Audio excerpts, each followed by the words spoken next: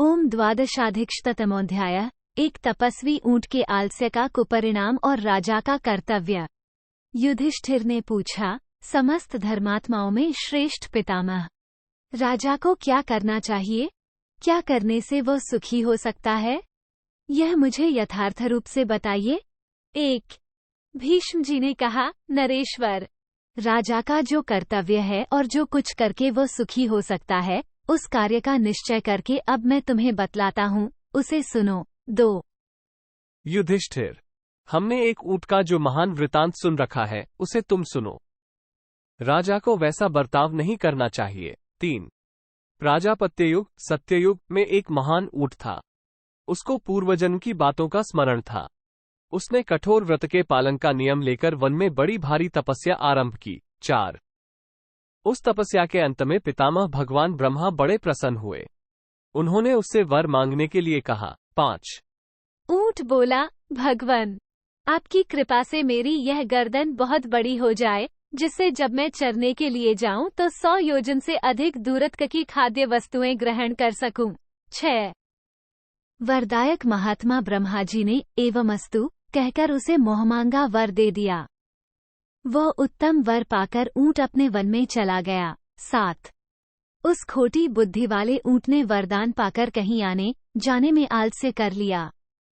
वो दुरात्मा काल से मोहित होकर चरने के लिए कहीं जाना ही नहीं चाहता था। 8। एक समय की बात है, वह अपनी 100 योजन लंबी गर्दन फैलाकर चर रहा था। उसका मन चरने से कभी थकता ही नहीं था। इतने में ही बड़े जोर से हवा चलने लगी। 9। वो पशु किसी गुफा में अपनी गर्दन डालकर चर रहा था। इसी समय सारे के जल से आप्लावित करती हुई बड़ी भारी वर्षा होने लगी। 10। वर्षा आरंभ होने पर भूख और थकावट से कष्ट पाता हुआ एक गीदड़ अपनी स्त्री के साथ शीघ्र ही उस गुहा में आ घुसा। वो जल से पीड़ित था। सर्दी से उसके सारे अंग अकड़ गए थे। 11। भरत श्रेष्ठ, वह मांसजीवी गीदड़ अत्यंत भूख के कारण कष्ट पा रहा था, अतः उसने ऊंट की गर्दन का मांस काट कर खाना आरंभ कर दिया। 12। जब उस पशु को यह मालूम हुआ कि उसकी गर्दन खाई जा रही है, तब वह अत्यंत दुखी हो उसे समेटने का प्रयत्न करने लगा। 13। वह पशु जब तक अपनी गर्दन को ऊपर नीचे समेटने का यत्न करता रहा, तब तक ही स्त्री सहित सियार ने उसे काटकर खा लिया। 14। इस प्रकार ऊंट को मारकर खा जाने के पश्चात जब आंधी और वर्षा बंद हो गई, तब वह गीदड़ गुफा के मुहाने से निकल गया। 15।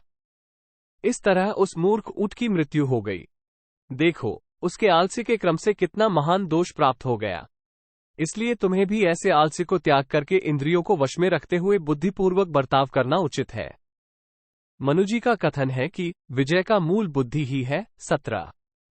भारत, बुद्धि बल से किए गए कार्य श्रेष्ठ हैं, बाहुबल से किए जाने वाले कार्य मध्यम हैं, जांघ अर्थात पैर के बल से किए गए कार्य जघन्य अधम कोटि के हैं तथा मस्तक से भार ढोने का कार्य सबसे निम्न श्रेणी का है। 18।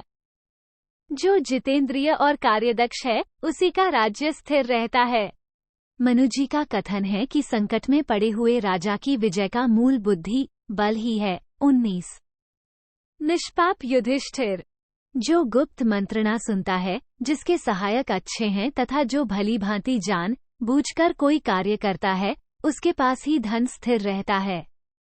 सहायकों से संपन्न नरेश ही समूची पृथ्वी का शासन कर सकता है। 20। महेंद्र के समान प्रभावशाली नरेश। पूर्व काल में राज्य संचालन की विधि को जानने वाले सत्पुरुषों ने यह बात कही थी। मैंने भी शास्त्रीय दृष्टि के अनुसार तुम्हें ये बात बताई है। राजन, इसे अच्छी तरह समझकर इसी के अनुसार चलो। 21। इति श्री महाभारते शांति पर्वणि राजधर्मानुशासन पर्वणि उष्ट्रग्रीवोपाख्याने द्वादशाधिकशतमोऽध्यायः 112।